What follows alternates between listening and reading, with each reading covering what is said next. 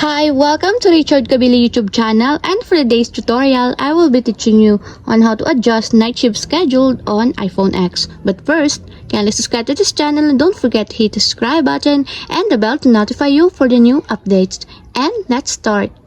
Using your iPhone X, from your home screen first, go to Settings.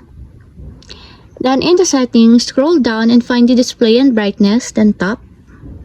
Then after that, in the display and brightness, scroll down and go to night shift, then tap. Then after that, in the night shift, go to scheduled section, and as you will see, there's an option from and to. Then all you have to do is just tap it.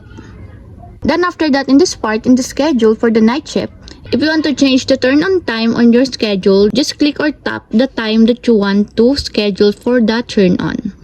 For example, you want it for 20 or 8 o'clock, just change it to 8 o'clock by dragging the number or the time that you want.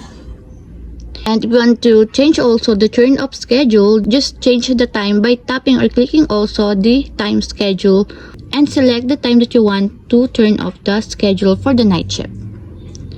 And that's it, we have successfully adjusted night shift scheduled on iPhone X. If you have a question, kindly comment down below and don't forget to hit the subscribe button and the bell to notify you for the new updates.